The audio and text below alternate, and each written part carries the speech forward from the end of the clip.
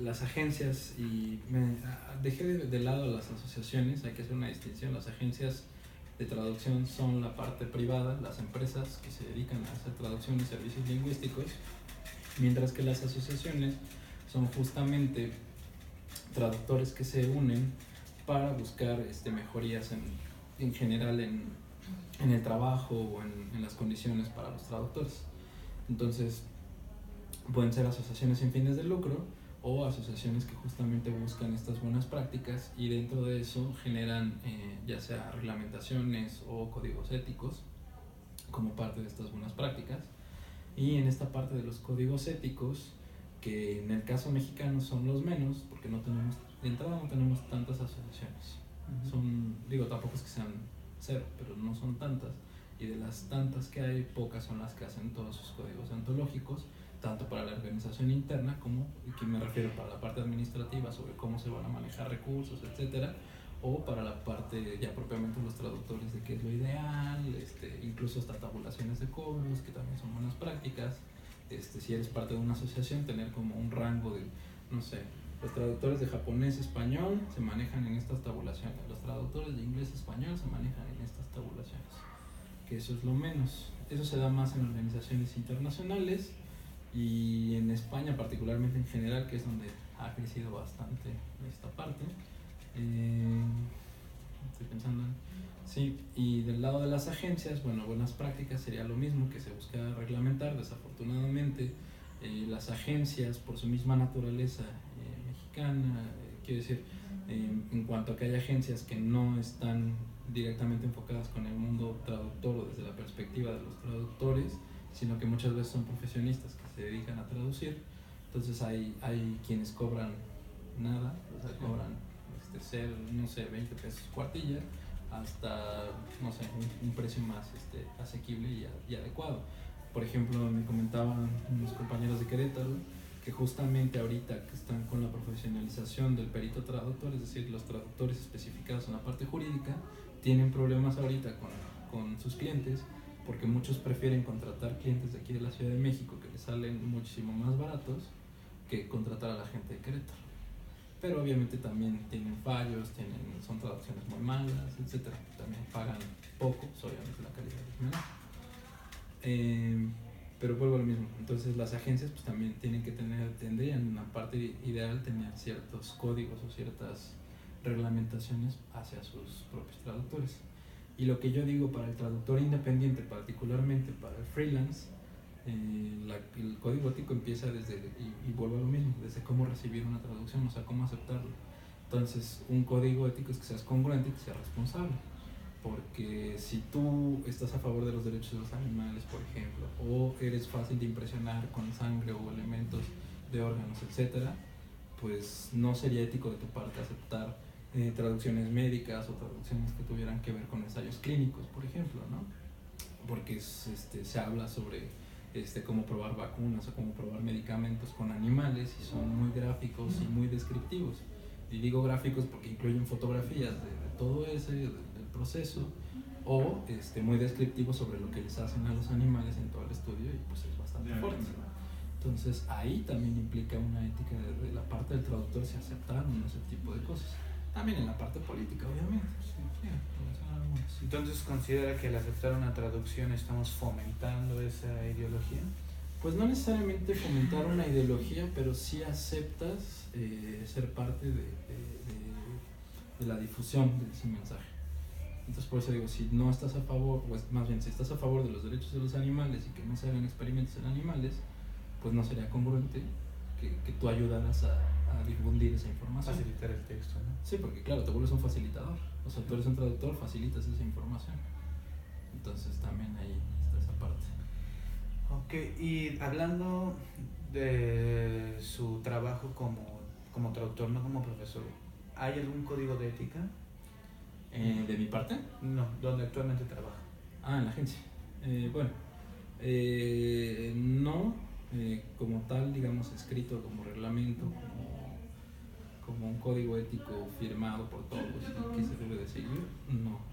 Pero sí tenemos lineamientos, tenemos prácticas o buenas prácticas que se manejan dentro de la agencia, También hay un código, ciertas, digamos, por parte de la dirección de qué tipo de trabajos también se reciben o qué tipo de cosas, digamos.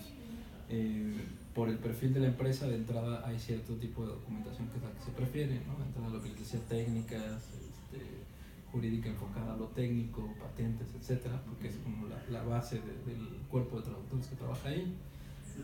Pero eso no exime que de pronto recibamos, como les decía, actos de nacimiento o cosas que tienen que ver con la parte académica. Pero ya en la parte práctica hay lineamientos que se manejan de forma oral desde el momento en el que entras. O sea, se exige cierto número de cuartillas, cierto horario en el que tienes que cumplir, no se te molesta, y es de ida y vuelta, ¿no? Porque tampoco se te molesta a la hora de después de tiempo, o sea, si quieren que trabajes en fin de semana se te consulta, si se puede, no se puede, etcétera. Por ejemplo, códigos de vestimenta no hay de manera general porque estamos dispersos por toda la República. Entonces, porque muchas de las agencias de traducción hoy día no es un edificio donde están todos, sino que es una sede y todo se reparte en la misma ciudad o en el país, como es el caso de nosotros, que estamos desde Tijuana hasta Mérida. Entonces, les decía, código de vestimenta no hay así como tal, pero por ejemplo cuando son proyectos dependerá del cliente si quiere algún requerimiento específico, ¿no? Llevar corbata, llevar alguna cosa cuando vas a sitio o algo así, pues ahí sí hay un código de vestimenta. Códigos de conducta igual, para ese tipo de casos, también y no tanto por la parte de los clientes, porque normalmente eso queda a nivel de dirección, entonces ellos son los que manejan eso, pero por ejemplo para la captación de clientes, que es en donde estoy ahorita más, que es buscar clientes y llevarlos a la agencia, pues sí, no tenemos como tal tampoco una directriz, pero tampoco no podríamos aceptar, por ejemplo, propaganda política, no sé, fascista, por decir una cosa así, que claramente contraviene la filosofía de la empresa, ¿no? Que buscamos justamente la parte cultural del bienestar social entre algunos aspectos que digamos ahí sí están dentro del acta constitutiva de la empresa, ciertos valores y filosofía de la empresa que se tienen que seguir. Ok, hablando en un futuro, en un promedio de 10 años, ¿qué áreas de crecimiento o avances ve dentro de la profesión? Bueno, de entrada, como les decía, la traducción no caduca. En tanto que haya dos personas que hablen distintos idiomas, tendrá que haber un intermediario. Formado o no, licenciatura o no, tiene que haber alguien que sirva de mediador lingüístico y cultural, porque no solamente somos mediadores lingüísticos, sino también culturales. Particularmente el avance, sí está muy ligado el avance ahorita hacia lo que le han llamado las nuevas tecnologías, que ya no son tan nuevas, pero digamos las tecnologías de la información, dispositivos, videojuegos, blogs, páginas de internet, programación, etcétera, todo ese conjunto que hoy día ya se le ha circunscrito dentro de traducción como localización, que no solamente es traducir, sino que también es conocer sobre informática, conocer ciertos elementos de lenguajes, saber dónde es lenguaje de programación, dónde hay texto, dónde hay que adecuar, dónde hay que agregar información, dónde hay que respetar. Entonces todo eso está dentro de un área que es localización, que hoy día es la más fructífera. Tan es así que el nuevo plan de estudios está diseñado para que, además de traducción e interpretación, ya incluya, agrega interpretación de entrada, que ahorita nada más es traducción, pero localizaciones también, digamos hacia dónde va en buena medida el crecimiento, porque crecen las tecnologías y tiene que crecer la localización de esas tecnologías, incluso para nosotros mismos. Las cosas que consumimos, las herramientas que utilizamos, hasta el mismo Word, o sea, todo eso se tiene que traducir en algún momento. Entonces todo eso nos viene bien, hasta en la parte académica. Muchos proyectos que hoy día se hacen en la parte tecnológica o en combinación en la parte tecnológica dentro del área de humanidades digitales, se necesita mucha traducción, mucha traducción. Y el caso de la interpretación, seguirá habiendo conferencias, seguirá abriendo un amplio avance, particularmente ahí el avance va a ser justamente a través de las tecnologías, hacer las interpretaciones. Cada día se da más, en México no tanto, pero en España nuevamente, que es puntero, se da ya de manera muy regular hacer interpretación por internet también. Ya no necesitas estar en el lugar de la conferencia, ya puedes estar desde tu casa interpretando, desde tu computadora hasta el lugar donde está la conferencia. Entonces eso a las empresas les beneficia porque ya no tienen que pagar tantos vuelos o tantos camiones para mandar a sus hermanos vuelos. Tienen más vuelos para mandar a los intérpretes de Mérida a Mexicali, de Mexicali a Texas y de Texas a la Ciudad de México, porque ellos viajan muchísimo más, los intérpretes. Entonces ya desde su propia casa, pues bueno, la idea es que vaya para allá.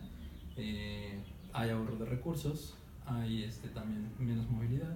Y por el otro lado, finalmente la parte de la traducción, pues como decía yo, hay programas informáticos, hay bastantes espacios también, no solamente digamos localización como para la parte de videojuegos y programación, sino que simplemente toda la parte, por ejemplo, jurídica, económica, que ya está entrando a blogs, que ya está entrando a otros medios, a otros sistemas de comunicación, a otros formatos, a PDFs, a libros digitales, a actas digitales, a las mismas actas y la misma documentación ya de forma digital, pues eso también va a obligar al traductor a que tenga que buscar la manera de trabajar con eso. Por eso desde el lado de la traducción especializada hacemos énfasis en la maquetación, porque aprender a maquetar también es importante.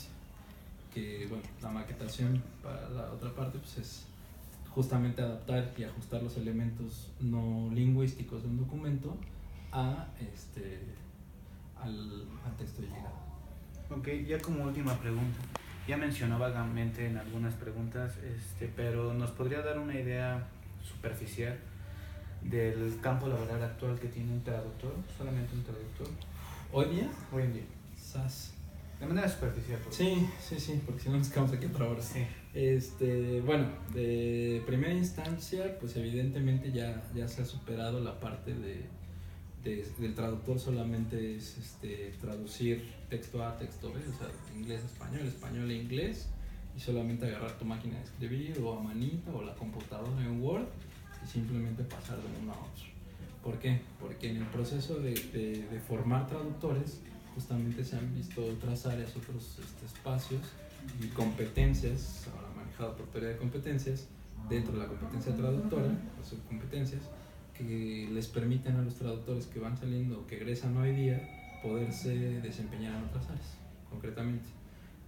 Habilidades administrativas o que van relacionadas con gerencia, con parte de contabilidad y demás, te permite llegar a puestos, por ejemplo, en agencias o en otras empresas, ya no solamente como traductor, sino también como project manager para gestionar proyectos de traducción u otro tipo de proyectos de servicios lingüísticos, dígase revisión de texto, revisión editorial, de contenidos, etcétera, pero hay un gestor de proyectos.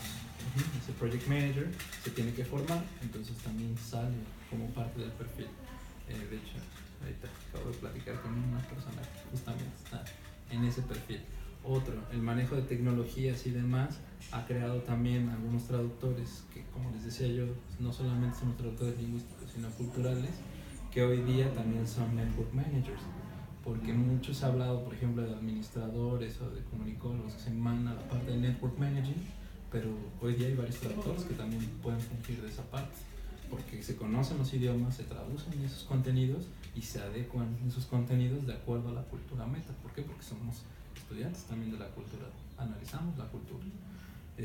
Revisión de estilo para documentos, para agencias, para instituciones públicas, la parte de la docencia también, no solamente digamos para la parte misma de la traducción, sino para la parte de la enseñanza de idiomas, con ciertos elementos que también hay que aprender y que uno se tiene que formar también en esos elementos, pero uno también ya lleva ciertos elementos de conocimiento del idioma que te van a ayudar o te van a facilitar. Digo, no eres en automático, digamos, profesor de lengua, pero ya tienes ciertos elementos que te van a facilitar para poder entrar a esa especialidad o esa parte, que tienes que aprender también cosas de didáctica, de enseñanza, de programación, de educación, etc.